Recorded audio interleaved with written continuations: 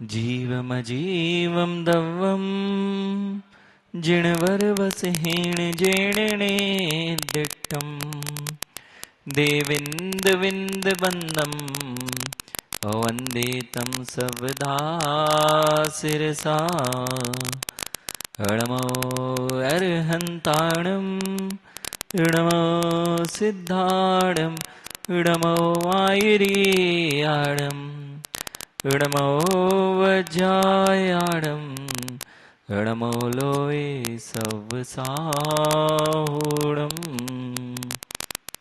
बोलिए अनंतानंत सिद्ध परमेश जी भगवान की।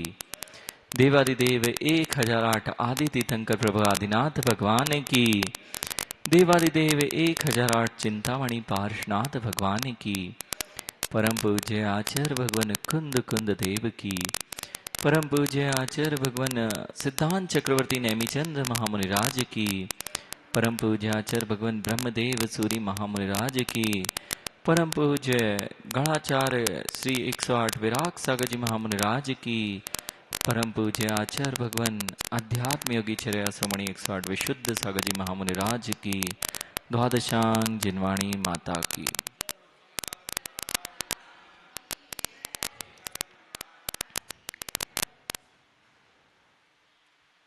पुनः एक बार हम सभी इस वृहद अवसंग्रह नामक महान ग्रंथ के अंतर्गत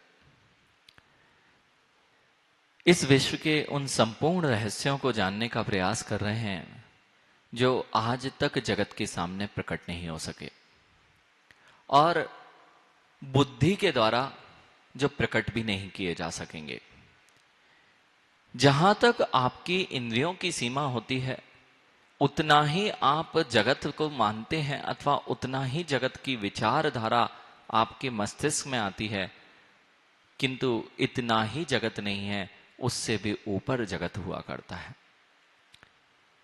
यदि आसमान में आप देखते हैं तो विमान दिखाई देते हैं, वह वायुयान दिखाई देते हैं। आज से कुछ वर्ष पूर्व यदि आप विचार करें और किसी से कहा जाए कि लोहे का टुकड़ा हवा में उड़ता है, लोहे का टुकड़े को हम हवा में घुमाएंगे, तो कोई विचार भी नहीं कर सकता था कि लोहे का छोटा सा कण, अरुण भैया, यदि कोई कहे कि छोटे से कण को तुम लोहे का कण है उसको हवा में रख के दिखाओ, तो कहोगे यह संभव नहीं है। छोटे सा कण लोहे का जब होता है तो वह नीचे आ जाता है, लेकिन जब 50-55 साल जब भी ये वायुयान नहीं बने थे तो छोटा सा कण भी आपके लिए असंभव था। आज टनों टन माल और टनों टन भार वाला वह लोहे का टुकड़ा आसमान में उड़ता है और तुम्हें कोई आश्चर्य नहीं होता है। कभी विचार करा, एक कील को हवा में उड़ाया जा सकता है क्या? एक कील हवा में नहीं उड़ सकती, तो फिर ये इतने बड़े बड़े विमान कैसे उड़ जाते हैं? यानी बस जब तक तुम्हारी बुद्धि सीमित थी, आप यह उसकी विधि तुम्हें नहीं पता थी, इसलिए आप आश्चर्यचकित थे। और जैसे ही आपको विधि पता लग गई कि कैसे हवा में उड़ा जाता है, लोग आज लोहे के टुकड़े के साथ खुद भी उड़ते हैं। लोहे के ऊपर बैठ के तैरा जा सकता है क्या?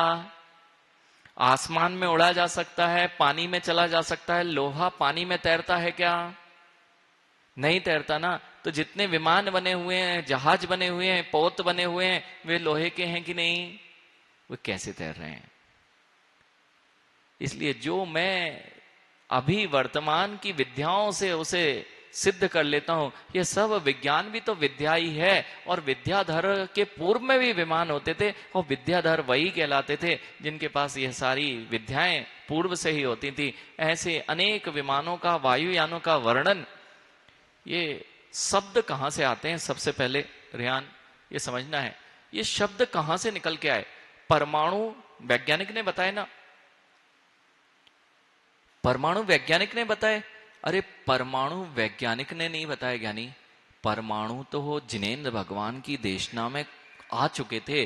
क्योंकि ऐसी वस्तु जो कभी भी किसी के देखने में नहीं आई हो, ऐसी वस्तु जो कभी किसी के देखने में नहीं आई हो, ऐसी वस्तु का नाम बताइए। अरे ऐसी वस्तु का नाम बताओ जो कभी किसी के देखने में नहीं आई। बताओ कोई वस्तु, यानी किसी ना किसी ने जब देखी होगी तभी बताई हो सकती है, और वही मुझे नहीं मिलती है तो मैं खोजता हूं।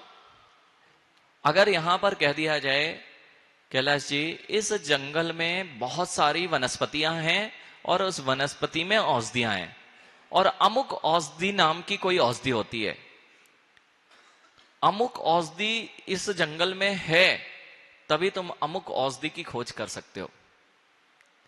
और अमुक औषधि का तुम्हें अता ही पता नहीं है कि अमुक नाम की औषधि होती है, और तुम खोज करने जाओगे तो किसकी खोज करोगे। इसलिए जितने वैज्ञानिकों ने खोज की, पहले से अमुक औषधि का नाम जैसे पता था, ऐसे ही जिनेंद्र भगवान की देशना में चाहे परमाणु हो, चाहे विमान संज्ञाएं हो, अनेक अनेक जो पटलों की व्यवस्थाएं हो, अथवा जगत की कोई भी वस्तु हो, वह सब जिनेंद्र भगवान ने जान ली थी। अब पारस जी देखना, जंगल में आपको पता ही नहीं है कितनी औषधियां हैं यहां पर, और वे सुशील वैद्य जी यहां पर आते थे और यहां से औषधियां चुनकर ले जाते थे। ढूंढना तुम्हें पड़ रहा था, लेकिन औषधि का अभाव था क्या? औषधि का अभाव हुआ था क्या? औषधि का अभाव नहीं हुआ था, औषधि तो थी ही, लेकिन मुझे नहीं मिल रही थी तो मैं कहता था कि ये तो जंगल है, कचरा लगा हुआ है। जंगल है और कचरा लगा हुआ है, लेकिन औषधि थी कि नहीं? ऐसे ही ज्ञानियों, औषधि थी ही थी, लेकिन जो ज्ञानी जानकार था अथवा जो नहीं भी जानता था, उसने कहीं ना कहीं इस औषधि का नाम पढ़ लिया था और उसकी गुणवत्ता देखना प्रारंभ कर दी थी कि इस गुण वाली ऐसे आकार की कोई औषधि होगी तो मुझे जंगल में जाऊंगा तो नियम से मिल जाएगी। बस वैज्ञानिक यही करते हैं अंशुल, वैज्ञानिकों का काम यही है। पहले परमाणु संज्ञा पूर्व से थी, विमान संज्ञा पूर्व से थी, ये सारी संज्ञाएं थी, लेकिन ऐसा कुछ हो सकता है क्या, फिर से खोजने की प्रयास करते हैं। कुछ लोगों ने तो देख ली थी इसलिए लिख के चले गए थे। ये जो जिनेंद्र भगवान की वाणी है, इसमें अनेक अनेक रहस्य भी अभी आपने पढ़े हैं। सूर्य, चंद्रमा, ग्रह, नक्षत्र, तारे, ये सब क्या वैज्ञानिकों की देन है? नहीं ज्ञानियों, इन्होंने तो ये सारी संज्ञाएं पहले से ही दी हुई थी, और उनकी अपने अपने अपने अनुसार उन्होंने फिर से उसको समझने का प्रयास करना प्रारंभ किया, और इसलिए जितना समझ पाए उतना सिद्धांत दे पाए, लेकिन फिर नया कोई समझने वाला आया और उन सिद्धांतों को परिवर्तित करके चला गया। इसलिए ना तो आज तक किसी ने पृथ्वी की सही उम्र बता पाया। आप वैज्ञानिकों को मानते हैं, वैज्ञानिकों की अनेक खोजें, ना तो आज तक पृथ्वी की सही उम्र बता पाए। कोई मिलियंस यानी लाखों वर्षों में कहता है, तो कोई करोड़ों वर्षों में कहता है, कोई अरबों वर्षों में पृथ्वी की आयु को मापता है। सब अपने अपने सिद्धांत कहते हैं, लेकिन यह कैसी है इस पर किसी का विचार नहीं जाता है। और विचार जा भी कैसे सकता है? जा तो सकते नहीं थे, जा तो सकते नहीं थे। जाने वाले जो थे वे ज्ञान से ही जा सकते थे, यह बात निश्चित है शास्त्री जी। ज्ञान की उत्कृष्टता ही तो विज्ञान है, और ज्ञान की उत्कृष्टता से, जैसे रेहान नाम है ना बेटा, रिदान जैसे युवा सोचते हैं ये जिनवाणी में क्या लिखा हुआ है, जिनवाणी में ऐसा क्या लिखा हुआ है, इसमें कुछ सब कुछ ऐसे ही लिखे होंगे, धार्मिक चीजें, पूजा पाठ ऐसे करना है। लेकिन ज्ञानियों, जितने जगत की सच्चाई हैं वे सब इन जिनवाणियों में भरी पड़ी हैं। अपने ज्ञान को उत्कृष्ट बनाने की आवश्यकता है। जब जब कोई वैज्ञानिक बनता है, जो विशिष्ट ज्ञान से युक्त होता है, वही तो वैज्ञानिक होता है। जिसके पास ज्ञान की उत्कृष्टता आ जाएगी किसी विषय में, एक विषय में ज्ञान की उत्कृष्टता लिखे आई है, आप वैज्ञानिक कहलाने लगते हैं। ज्ञानी, यही तो यहां पे बात हो रही है कि वैज्ञानिक बहुत कुछ जान जाते हैं। यहां भी तो यही कह रहे हैं, आपका वैज्ञानिक यदि बुद्धि से सोच रहा है तो वह थोड़ा सा जान भी जाए, लेकिन जब और ज्ञान बढ़ता है तब तो जीव को अवधि ज्ञान जैसा ज्ञान प्रकट हो जाता है। और यदि विशुद्धि बढ़ती है तो ज्ञान की वह चरम पराकाष्ठा, जिसको केवल ज्ञान कहते हैं, जिसमें सब कुछ दिखाई देने लग जाता है। अभी आपको भगवान इसलिए भगवान नहीं लगते क्योंकि लगता है भगवान कैसे होंगे, कोई बहने पहले से भगवान होंगे। बिल्कुल नहीं। जिन जिनको तुषार यदि बुद्धि काम नहीं कर रही है ना, जिसकी भी बुद्धि काम नहीं कर रही है, अपने मस्तिष्क में अनेक अनेक प्रकार की चिंताओं से युक्त है, क्रोध मान माया लोभ से सहित है, इसलिए बुद्धि काम नहीं करेगी। मदिरा पीने वाले की, तामसिक भोजन करने वाले की, रात्रि में भोजन करने वाले की, भले ही वे वैज्ञानिक हैं, यदि वैज्ञानिकों को भी अपनी बुद्धि चलाना है ना, यानी उनकी ही खोजें तो कह रही हैं कि जब तुम राजसिक भोजन, लड्डू पेड़े गरिष्ठ भोजन करके आओगे तो नींद आएगी, सोओगे। और तामसिक भोजन जैसे कहा गया है, जैसे आपका लहसुन प्याज आदि जो ये चीजें कही गई हैं, ये तामसिक, यानी कि सीधी सी बात ऐसा है, तामसिक अर्थात मद को चढ़ाने वाली ये सारी वस्तुएं, अमर्यादित जितनी भी चीजें होती हैं सब मद करती हैं। अरे अमर्यादित जितनी भी चीजें होंगी क्या करेंगी, वह सब मद कारक हैं। जब वे मद उत्पन्न करती हैं तो तुम्हारी बुद्धि चलेगी कि भ्रष्ट होगी। अभी आपको लग रहा था तुषार ये हमारे यहां बड़ी मर्यादा कही गई है, कहीं जिन दर्शन के अलावा कोई मर्यादा नहीं कही गई। आटे की इतनी देर की, रोटी की इतनी देर की, सब्जी की इतनी देर की, नमक की इतनी देर की। इसका कारण क्या है, यानी अगर फल तुमने तोड़ा है, फल तोड़ा है तो कितने देर तक सुरक्षित, आप भले ही उसकी असुरक्षा देख नहीं पा रहे हो, लेकिन उसमें जीव तो उत्पन्न होना प्रारंभ हो जाते हैं।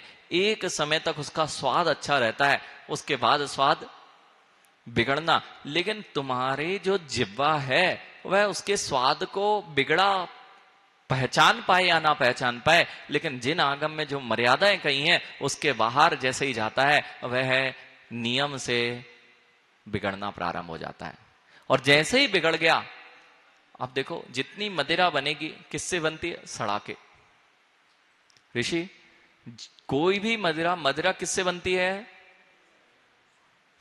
हर वस्तु से मदिरा बन सकती है। हर चीज को सड़ा दो, हर चीज को सड़ा दीजिए, आप मदिरा बनती है। और अभी भी बनती है, अंगूर मात्र से नहीं बनती, अथवा गेहूं, गेहूं को बहुत ज्यादा, जौ गेहूं, हर चीज को इतना सड़ाया जाता है, इतना सड़ाया जाता है, सड़ के वह जीवों का पिंड बन जाता है। और जीवों के पिंड के साथ में उसमें मादकपना आ जाता है।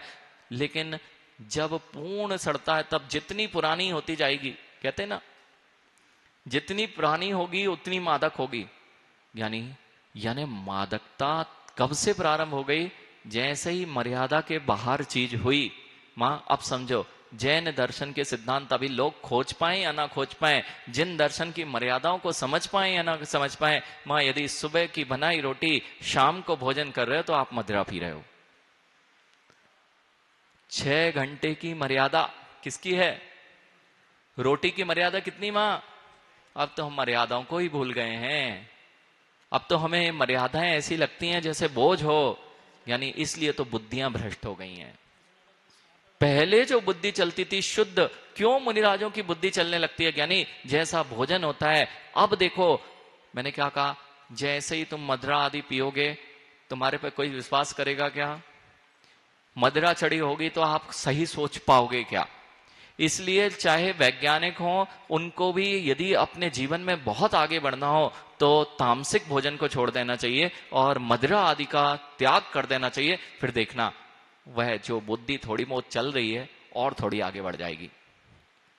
और यदि शुद्ध भोजन जिन धर्म के, जिन कुल के अनुसार यदि वे भोजन करने लगे तो धीरे धीरे जो पहले कचरा भी तो जमा रखा है इतना, उसको भी तो साफ करना पड़ेगा। और जिसने अंशुल बचपन से ही ऐसी चीजें ना खाई हो, उसकी बुद्धि कितनी तीव्र चलेगी यह आपको विश्वास करना चाहिए। ऋषि आप समझ में आ रहा है क्यों बाहर का नहीं खाना, क्यों मर्यादित नहीं खाना। ये मैं इसलिए आपको बता रहा हूं कि अभी तक आपको ये लग रहा था कि जैन दर्शन में जो बताया गया है वह सत्य नहीं है, आप खोज नहीं पा रहे इसलिए उसे सत्य नहीं कह सकते। लेकिन जिस दिन तुम्हें उसके सिद्धांत की ओर जाओगे उस दिन पता चलेगा जो यहां लिखा है वही तुम खोजने का प्रयास कर रहे हो, और जिन्हें भगवान ने सब देख लिया था वह बता दिया है।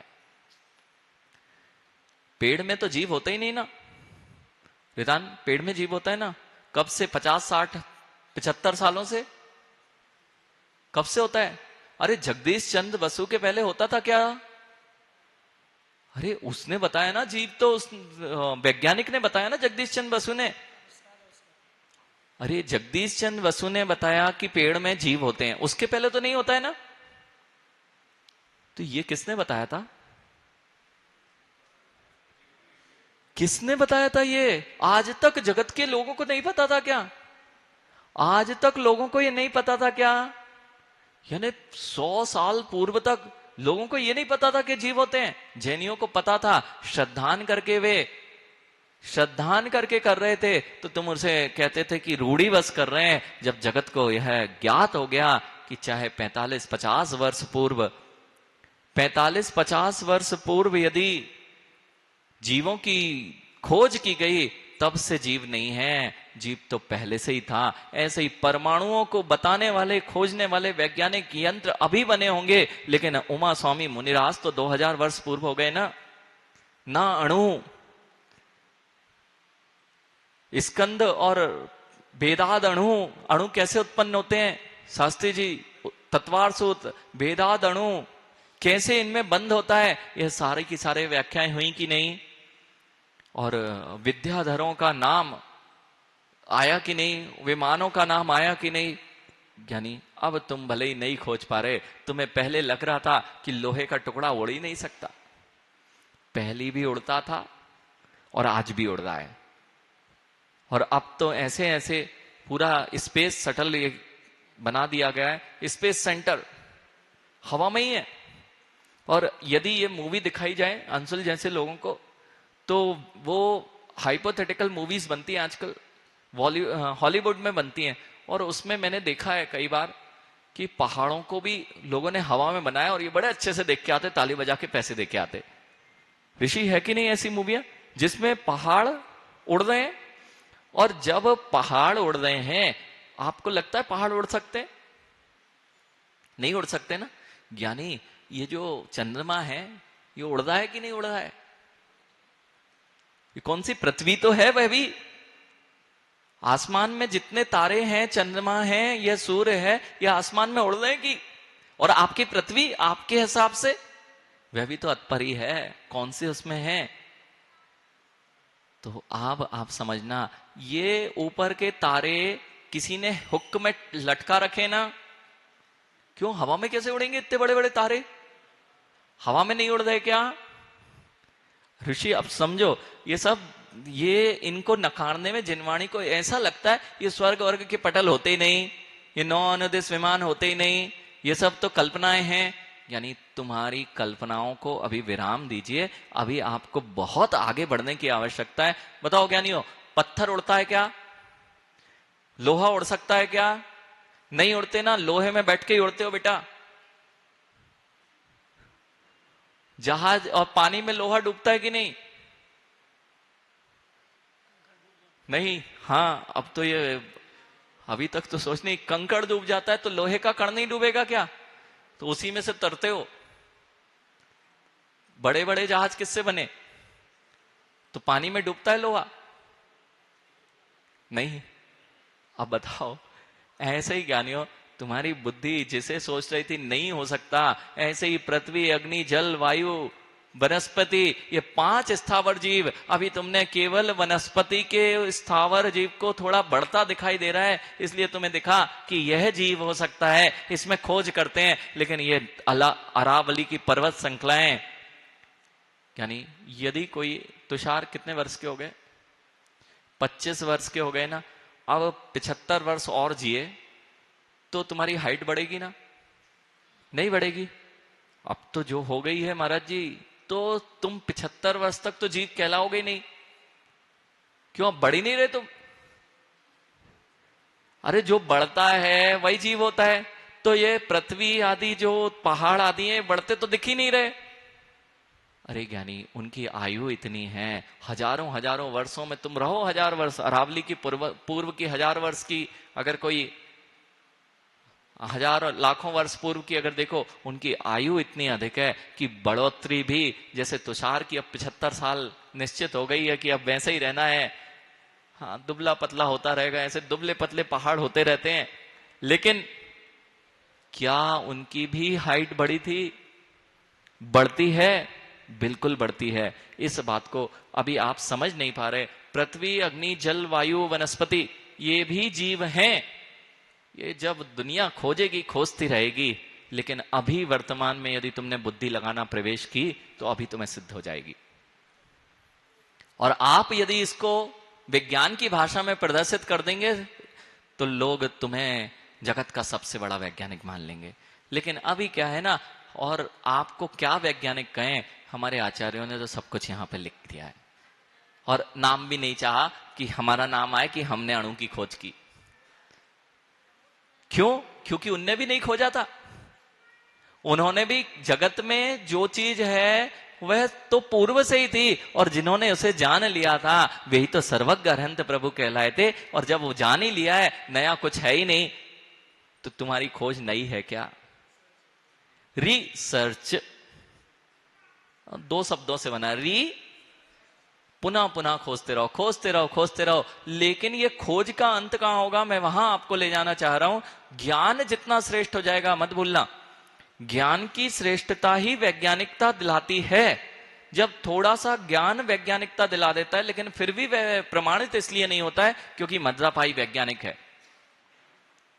बिल्कुल, अभी मैंने एक दिन आपको बताया था, फॉरेंसिक लैब में एंट्री होती है तो अंशुल जैन नाम का एक scientist, youngest scientist Anshul Jain, वो फॉरेंसिक लैब में उसने 100 में से 100 मार्क्स प्राप्त करके वो फॉरेंसिक लैब में एंट्री किया। और उसने अपने इंटरव्यू में कहा कि इस एग्जाम को क्रैक करने के लिए अथवा इसमें बैठने के लिए यह पात्रता चाहिए कि नशा नहीं करना होना, मदरा नहीं पीना चाहिए, और लहसुन प्याज का सेवन नहीं होना चाहिए, रात्रि में भोजन नहीं होना चाहिए। तब जाके तुम्हारी सूक्ष्मता को पकड़ने की फॉरेंसिक लैब में क्या करना है, वैसे ऐसे ऐसे रहस्यों को उजागर करना है जो लोगों को नहीं समझ में आ रहे। और यदि ये करने बैठोगे तुम, तो फिर तो उनको पात्रता ही नहीं है कि आप एग्जाम लिख सकते हैं। उसने ये लिखा कि आधा काम तो मेरा बिना पुरुषार्थ के ही सद गया था, क्योंकि जीवन में कभी घर में ना तो रात्रि भोजन किया था, ना लहसुन प्याज आए थे, और ना कभी ऐसे नशे और तामसिक चीजों की चीजें कही। आज भी देख लेना, अंशुल जैन बहुत बड़े साइंटिस्ट के रूप में छोटी सी उम्र में ऐसे ऐसे चीजों को उसने दुनिया के सामने प्रस्तुत कर दिया। उसका नाम अंशुल जैन है, उसका स्टेटमेंट भी आपको नेट पे मिल जाएगा। मैं आपसे ये कह रहा हूं कि जब वैज्ञानिकों को थोड़ा सा अपनी बुद्धि के लिए इन छोटे छोटे सिद्धांतों को अपनाना पड़ता है, तो उनकी बुद्धि चलने लगती है और आपसे तेज दिखाई देने लगती है। यदि और तेज बुद्धि चलाना हो ज्ञानी, तो जिनेंद्र भगवान की यह जिन मुद्रा जब धारण की जाती है, ज्ञानी जरा सा एक दूसरे से बात कर लो, थोड़ा सा क्रोध कर लो, थोड़ी सी विसंवाद हो जाए एक दूसरे से, कितना दिमाग चलता है। फिर जाप देने में भी मन लगता है क्या? फिर तो ये लगता है कुछ अभी नहीं पूछो, अब जब ठंडा होगा। अगर मां आप जो घर की गृहस्थी में रहते हो, पूछो कि चश्मा कहां रख दिया उतार के, पता नहीं कहां रख दिया, नहीं होता क्या? अरे अभी अभी तो हाथ में था, अभी अभी रख दिया। क्यों ये बुद्धि ह्रास हुई? जितने संकल्प विकल्पों की धारा हमारे मस्तिष्क में होगी, उतनी हमारी बुद्धि भ्रष्ट होगी। और जैसे ही शांत होते जाओगे, क्यों ये चूलगिरी में आनंद आ रहा है आपको? यहां तुम छोड़ के आते हो घर थोड़ी देर को, कि अब इतनी देर यहां रुकना है, शांत होता है तो अपने आप चीजें याद आने लग जाती हैं। बस ज्ञानी, जो संकल्प विकल्पों की धारा से शून्य हो जाएंगे, उनको वह भी दिखने लग जाता है जो आंखों से नहीं देखा जा सकता। वैज्ञानिक भी देखो, जिन जिन को बुद्धियां चलाना, युवाओं, जिन जिन को बुद्धि चलाना हो, कि तुम लोग लेट नाइट पढ़ते हो ना वैज्ञानिक, अगर कोई भी बड़ा लेखक, बड़ा कोई विचारक होगा, या बड़ा कोई जिस भी क्षेत्र का कोई बड़ा व्यक्ति होगा जो बुद्धि के काम करता है, उसका दिमाग ब्रह्म मुहूर्त में वे उठते हैं और घंटों घंटों। अभी बात चल रही थी ऐसी, सौरभ अपने यहाँ का मोटिवेशनल स्पीकर जो है, वो सौरभ की बात जब है, तो मैंने पूछा कि कहता मेरा महाराज जी वो जब मैं बैठूंगा रात में 2-3 बजे जब बैठूंगा शांति से, तब मेरा दिमाग, मैं और चीजें नई नई खोज के लाऊंगा। यानी समझ रहे हैं अंशुल, रात में जो तामसिक पना आता जाता है, बुद्धि भ्रष्ट होती जाती है। अब तुम करते मेहनत हो जरूर, लेकिन मेहनत का फल नहीं मिलता है। बस ज्ञानियों, जब उस छोटे से वैचारक को, दार्शनिक को सुबह उठ के ब्रह्म मुहूर्त में काम करने पड़ते हैं। अरे जिनेन्द्र भगवान के ये दिगंबर मुनि रोज ब्रह्म मुहूर्त में 3 बजे से उठकर क्या किया करते हैं, और कैसे इनके सामने रहस्य प्रकट हो जाते हैं, ये सोचना नहीं पड़ते ज्ञानी, अपने आप चीजें प्रकट हो जाती हैं। लेकिन विशुद्धि, अगर वहां भी विशुद्धि नहीं है तो कुछ समझ में नहीं आने वाला है संदीप भैया। विशुद्धि का अभाव जहां जहां होता जाएगा, वहां बुद्धि भ्रष्ट होती जाएगी, और जितनी विशुद्धि बढ़ती जाएगी। विधान अब समझना बेटा, जिन दर्शन में क्यों आना पड़ता है, यही वह स्थान है जो ये कह रहा है ढोल मजीरे से ही अकेला काम नहीं चलेगा। अपने भावों को जितना शांत करते जाओगे, क्रोध मान माया लोभ को जितना कम करते जाओगे, तुम उतने विशाल बुद्धि के धारक होते जाओगे। इतनी विशालता जिन जिन को अवधि ज्ञान होता है, मां सिद्धांत विषय में चलते हैं। ये कैसे कह रहे हैं महाराज जी, लौकिक चीज पढ़ा रहे हैं क्या, लौकिकता में पढ़ा रहे हैं क्या? अब मैं आपको सिद्धांत से मिला देता हूं। रमेश पंडित जी, सिद्धांत ये कहता है कि जिनको अवधि ज्ञान और मनः प्रया ज्ञान होता है, कभी पढ़ के नहीं होता। अवधि ज्ञान, मनः प्रया ज्ञान, केवल ज्ञान पुस्तकों को पढ़ने से कभी नहीं होता है। जितनी विशुद्धि बढ़ती जाती है, ज्ञान तो अंदर था वह प्रकट हो जाता है, उसकी सामर्थ्य प्रकट हो जाती है, और वह सामर्थ्य ऐसी प्रकट होती है कि जो चीज तुम्हें समझ में नहीं आती है, वह चीज यहां बैठे बैठे वे अवधि ज्ञानी मुनिराज द्रव्य क्षेत्र काल की सीमाओं को लिए हुए यहां से जम्बूद्वीप में कौन कहां कैसे बैठा हुआ है, वह भी जान जाते हैं। तुम्हें आश्चर्य लग रहा है, अरे अभी उपकरण तुम्हारे आ गए।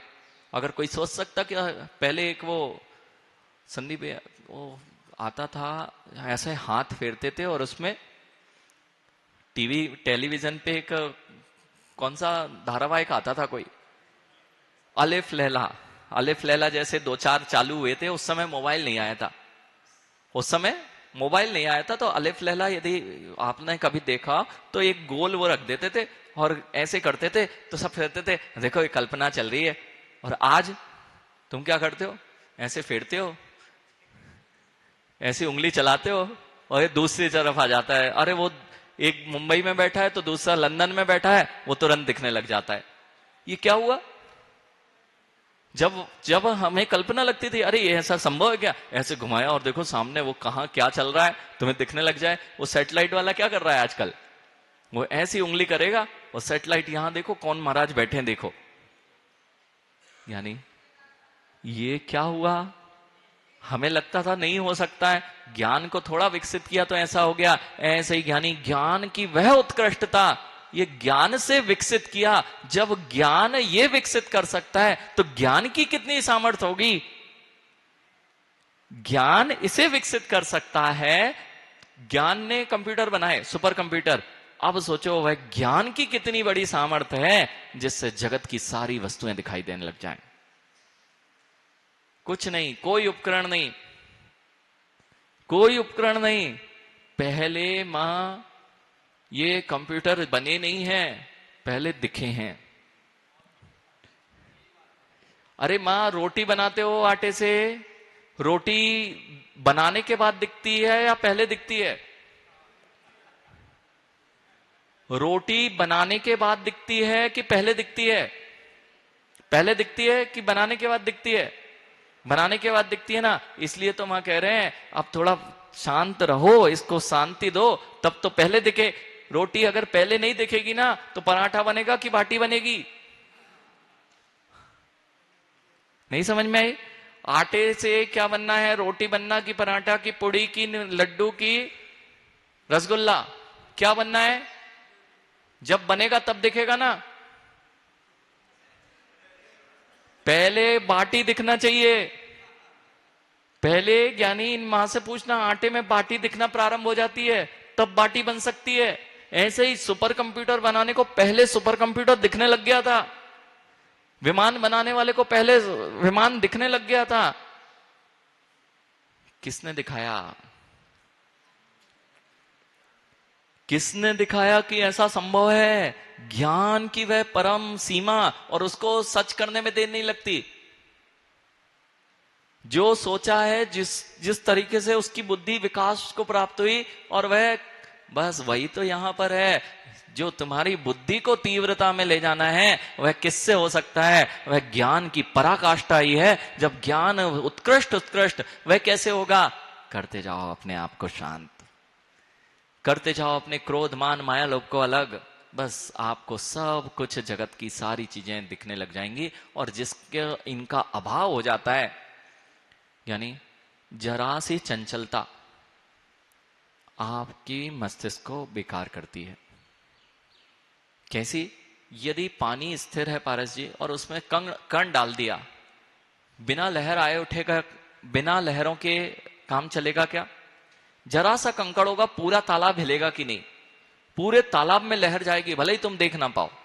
ऐसे ही ज्ञानी जो संकल्प विकल्पों की लहर है, वह मेरे ज्ञान में हलचल पैदा करती है। और जब वे तीर्थंकर प्रभु इस हलचल को पूर्ण विराम दे देते हैं, तो जगत का संपूर्ण चराचर द्रव्य उनके ज्ञान में झलकने लग जाता है। वही होते हैं सर्वज्ञ अरहंत केवली प्रभु।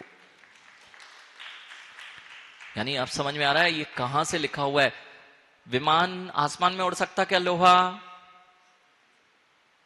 अभी दिख रहा है इसलिए। जहाज, लोहा डूबता है कि तैराता है? बस ज्ञानी, ज्ञान की वह उत्कृष्टता जब आपको यहां दिखाई देने लगी। अब देखो मैं आपसे क्यों ये बात कर रहा हूं। पृथ्वी ऊपर हो सकती क्या? ऊपर घूमते हुए ये पत्थर हवा में हो सकता है क्या? दिख रहे हैं इतने बड़े बड़े ग्रह नक्षत्र, वे हवा में ही तो हैं, वे ही तो विमान हैं। जब वे ऊपर रह सकते हैं हवा में, अपने आप ही है ना। किसी ने हुक्क से तो नहीं टांग रखे, भगवान लेके चला रहा हो। हाँ, नहीं तो ये लोग कहते भगवान चला रहे, उनकी भक्ति नहीं की तो फिर वो हमें नहीं चलाना, बंद कर देंगे। तो वो भगवान कठपुतली जैसे बैठे ना, सारे ग्रहों को ऐसा घुमा रहे हैं, एक हाथ यहां करते हैं, ऐसे ही करते ना अंशुल, ऐसे ही भगवान कर रहे। बस ज्ञानियों, यह सारी व्यवस्था है। भगवान तो वह हैं जिन्होंने इस व्यवस्था को जान लिया है। वे अरहंत केवली ही भगवान है, चलाने वाले भगवान हो ही नहीं सकते। नहीं तो एक आध दिन भगवान को आलस आ गया तो सूरज उदय नहीं होगा। अरे सूर्योदय भगवान के निमित्त से होता है, और यदि पत्ता भगवान की मर्जी से हिलता है तो पंडित जी एक आध दिन भगवान की मर्जी नहीं हुई तो आप भूखे रह जाओगे? क्यों? आपको भगवान की मर्जी से हाथ जाता है आपका, वे ही करते हैं, हाथ उठाते हैं। तो आप भगवान की मर्जी नहीं है आज तुम्हें खिलाने की, तो तुम्हारा हाथ। अब देखना, मैं इसलिए बता रहा हूं, ये जो अब विषय चलने वाला है, ये ऊर्ध्व लोक का वर्णन चल रहा है। अभी तक अधोलोक नरक आदि देखे नहीं, होते नहीं है ना। अभी तो तुमने चंद्रमा सूर्य नक्षत्रों तक नहीं पहुंचे। वे 47 लाख योजन ऊपर से प्रारंभ हो रहे हैं, उसकी भी तुम अभी कल्पना ही कर रहे हो। उसके ऊपर 1 लाख योजन विस्तार वाला वह मेरू पर्वत, उसके ऊपर से प्रारंभ होता है ऊर्ध्वलोक के विमान, जो आपको दिखाई नहीं दे रहे हैं। ये भी ज्योतिष के विमान थे, वह भी आप देखते हुए भी उनको पूर्ण नहीं जान पा रहे। वे भी अर्ध चंद्राकार, अर्ध बॉल के आकार के थे। एक बार पुनः देखो, नए लोग आ जाते, मुझे फिर से वह चीजें बताना पड़ती हैं, क्योंकि आपकी बुद्धि अगर ऐसे ही सोचती रही कि जो विज्ञान बता रहा है वह सच है, यानी ये आधा बॉल, तुषार याद है, आधी बॉल है, जितने बच्चे जौहरी बाजार, ये आधी बॉल है। ऐसा ही आधी बॉल की तरह ये सारे सूर्य चंद्र नक्षत्र हैं, ये विमान हैं। और ये कैसे हैं? ऊपर आप देखो महाराज जी दिखते तो नहीं है, देखो ये बॉल है आधी, आधा नींबू। अब मैं इसको ऊपर ले जाता हूं, थोड़ी ऊपर गया छत तक, तुम्हें आधा नींबू दिखेगा ना? छत तक गया, पहली मंजिल तक दिख रहा है थोड़ा सा, आधा है। दूसरी मंजिल तक दिखेगा कि पूरा दिखेगा? पूरा ही दिखेगा ज्ञानी, पूरा ही दिखेगा। और ऊपर ले जाओ, और ऊपर ले जाओ, कैसा दिखेगा? आधा दिखेगा क्या? ऐसे ही 47 लाख योजन, 47 लाख किलोमीटर, 790 योजन, लगभग 47 लाख किलोमीटर। अब तुम्हारे विमान कितने हजार किलोमीटर पे उड़ गए? वो फोटो भी खींच लें तो गोली दिखेंगे कि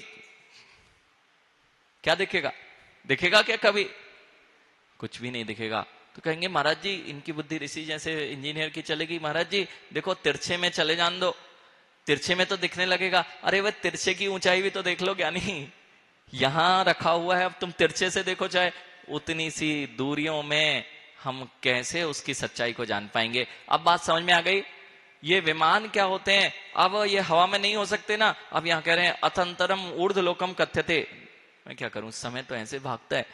चालू किया था और चालू ही नहीं कर पाया मैं प्रथम पंक्ति, और समय समाप्ति की सूचना, समय समाप्ति की घड़ी तो तेज कर रखी क्या ऋषि?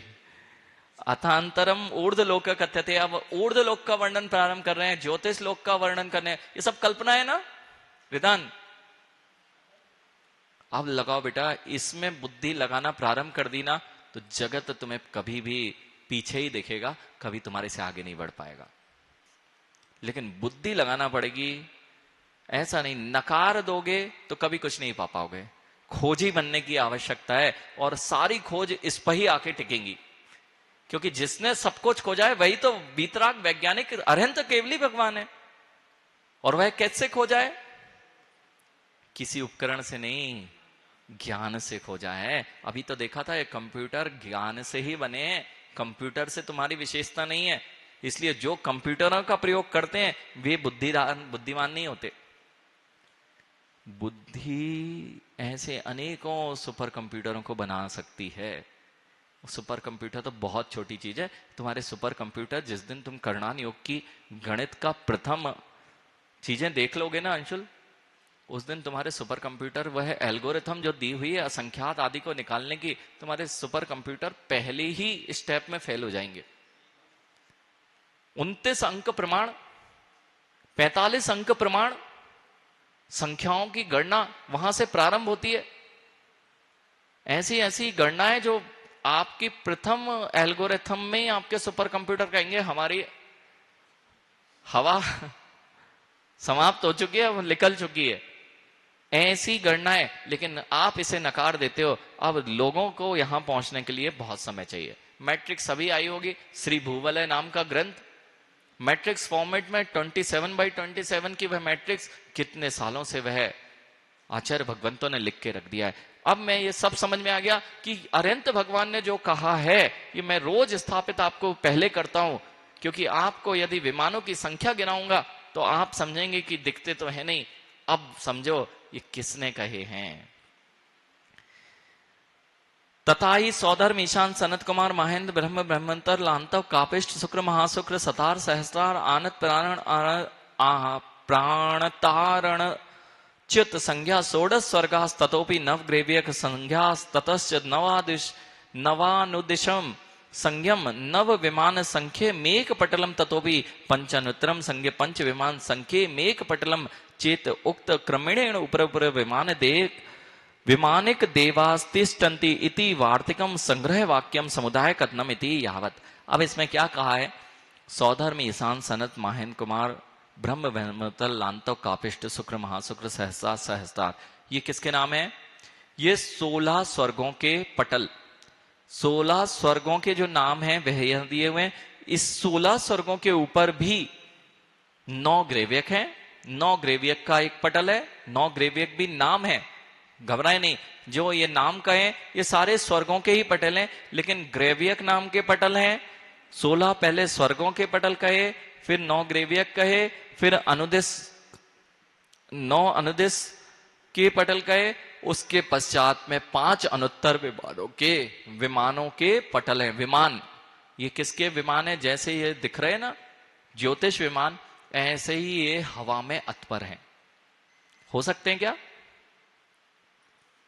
अरे हवा में लोहा रह सकता है क्या? सब संभव है। अभी ये खोजें चल रही हैं ज्ञानी। एक कल संदीप भैया देखो, हमारे साथ तो बड़े आनंद आनंद की चीजें मिलती हैं। एक बार अभी बताता हूँ, श्रवण कहाँ थे, शिखर जी में थे, तब एक जीव मिला था, और कल एक जीव मिला। अब वो जीव था उड़ने वाला। वैसा जीव बहुत रेयर है, जंगलों में ही मिलते हैं ऐसे। वो मैंने भी पहली बार ही देखा था, जंगल गए थे, और वह जैसे जो हेलीकॉप्टर की टेक्निक चल रही है, जरा सा चलता है, जहां रुकना है, और हेलीकॉप्टर को तो पूरा टर्न लेना पड़ता है, वो वहीं खड़े खड़े उसकी पूंछ की कुछ स्थिति करता है और तुरंत पीछे पलट जाता है। चलना है, थोड़ा चलना है, फिर रुक जाता है। अगर वायु के प्रभाव से घूमने से चलते हैं तो आसमान में रोकना बड़ा कठिन होता है। अब मैं देख रहा था, इसको कितनी सारी टेक्नोलॉजी पता है, उस उड़ने वाले को कितनी सारी टेक्नोलॉजी आती है कि आगे क्यों नहीं बढ़ रहा। पंख तो चला रहा है लेकिन आगे नहीं बढ़ रहा, वो वहीं स्थिर हो जाता है।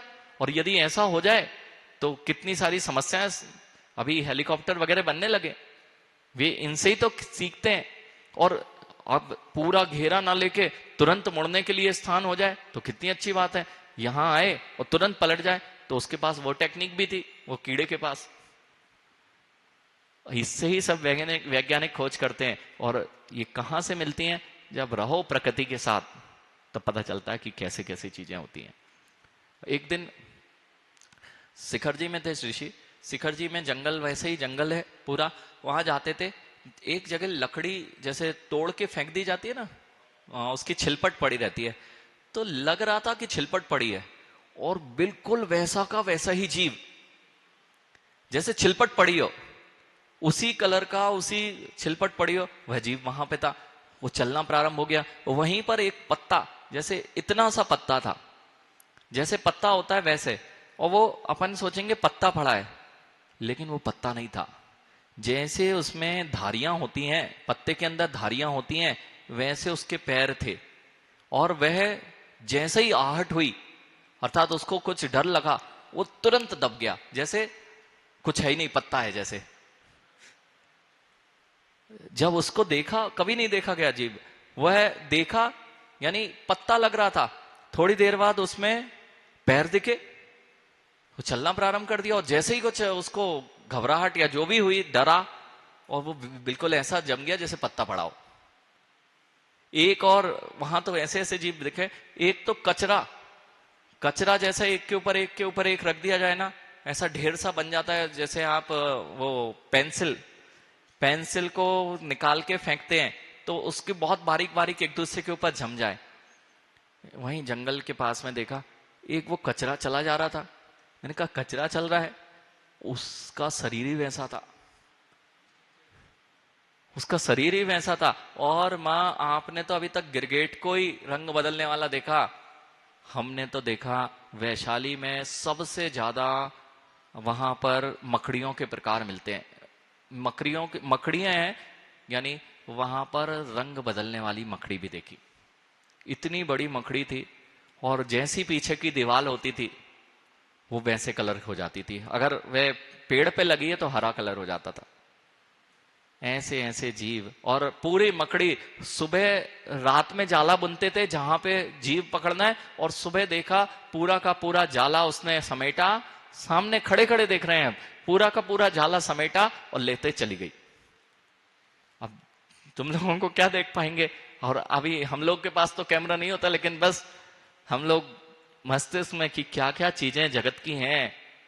अब ये समझ में आ रहा है, ये पटल हमने नहीं देखे हैं, लेकिन कैसी व्यवस्थाएं हैं, ये सब कुछ ऐसा जगत की विचित्रता अगर किसी ने जानी है, वे तो केवली भगवान है। ये 9 अनुदेश ऐसा वैमानिकों के विमान है, ये यहां पर कथन किया। अब ये कहां पर है? तो आदि मध्य अंतेषु द्वादश अष्ट चतुर योजन वृत्त विष्कंभो चतुरांशत प्रमित योजनोत्सेदा सा मेरु चूलिका तिष्ठति तस्योपर कुरु भूमि भूमिज मर्त्य बालाग्रांतरिकम पुनः ऋजु विमान मस्ती। अब ये कहां से प्रारंभ हो रहे हैं? ऋजु विमान, सबसे पहला विमान जो है प्रथम स्वर का, कहां से प्रारंभ हो रहा है? इसका कथन कह रहे हैं, आदि में 12, मध्य में 8 और अंत में 4 योजन प्रमाण गोल विस्कम की धारक। देखिए, आदि में 12 योजन, 8 योजन और 4 योजन, ये बता रहे हैं। वो शिखर दिख रहे हो, ये शिखर है जो चूलिका है। मेरू पर्वत के ऊपर जो चूलिका है वह नीचे कितनी योजन की है? 12 योजन। ऊपर बीच में वह 8 योजन हो गई है और ऊपर जाके 4 योजन की हो गई है। कैसी गोल, जैसी वह दिख रही है ना गोल ये साइन में, ऐसी वहां की मेरू की वो दिखा रहे हैं। और 40 योजन प्रमाण ऊंची है। जितनी ऊपर ये दिख रही है, ये कितनी ऊंची है? 40 योजन। एक योजन में 6000 किलोमीटर, ठीक है। एक मीटर, एक योजन में 6000, तो 40 योजन ऊपर मेरू के ऊपर ये चूलिका है। और उस चूलिका, उसके ऊपर देवकुरु तथा उत्तर कुरु नामक उत्तर भोगभूमि में उत्पन्न जो मनुष्य हैं, अब उसके ऊपर कितना गैप है? तो कहते हैं हमारे बाल बहुत मोटे हैं, हमारे बाल से 8 गुना पतला बाल होता है जो चतुर्थ काल के भूमिया मनुष्य, कर्म भूमिया मनुष्य होते हैं, उससे 8 गुना पतला बाल होता है जघन्य भोग भूमि का, उससे 8 गुना पतला बाल होता है मध्यम भोग भूमि का, उससे 8 गुना पतला बाल होता है उत्तम भोग भूमि अर्थात उत्तर कुरु और देव कुरु का। इतना पतला अंतर है किसके बीच में? विमान और चूलिका के बीच में। अब बताओ किसने नापा? तुम नाप भी नहीं सकते, तुम जान भी नहीं सकते, ये तो हाँ बस ज्ञानी, फिर भी जिनेन्द्र भगवान को दिख रहा था कि अंतर है, उस पर नहीं टिका है विमान। फिर भी जैसे है ना, देखो तुम्हारी भी प्रिसाइज चीजें आपको बताऊं, आप लोगों को ये सब, ये पंखे घूम रहे हैं ना, ये पंखे बहुत प्रिसाइज घूम रहे हैं, उसके पास में इतनी बारीकी होती है तुम तो देख ही नहीं पाओगे, लेकिन वहां पर अंतर होता है तब घूम पाता है। चीजें इतनी बारीक बनाई जाती हैं, वे घूमते कि नहीं। ऐसे ही तुम्हें वो बारीक लग रहा है, लेकिन वहां भी वो बारीक पना तुम्हारे ज्ञान में नहीं आ रहा है, लेकिन केवली के ज्ञान से वह भी वंचित नहीं रहा, इसलिए बोल दिया कितना अंतर है। कौन से बाल के बराबर? अब लगाओ, 8 पे घात 4 है ना, ऐसे हमारे बाल से इतना गुना कम पतला बाल जो है वो बीच में लगा दो, इतना अंतर है चूलिका और प्रथम विमान में। ठीक है, समय आपका अधिक हो गया। हाँ, अभी इतना सा पतला अंतर है और वह भी अब नहीं बताते क्या जाता। अरे लेकिन है अंतर तो बताया है। और आप भले ही वो भगवान के, आजकल क्या होता है, वो कपड़ा निकल जाता है, आपको लगता गैप ही नहीं है, वो निकाल के दिखा देते पेपर निकल गया। वो तो पेपर कितना मोटा है तुम्हारे बाल से भी, यहां तो कितना पतला अंतर है, फिर भी जिनेन्द्र भगवान ने जाना और बताया है। इस प्रकार के अनेक अनेक रहस्य यहां पर आपको जानना चाहिए। अब पुनः अपन विचार करेंगे आगे के लिए, क्योंकि समय अधिक हो गया। बोलिए महावीर भगवान की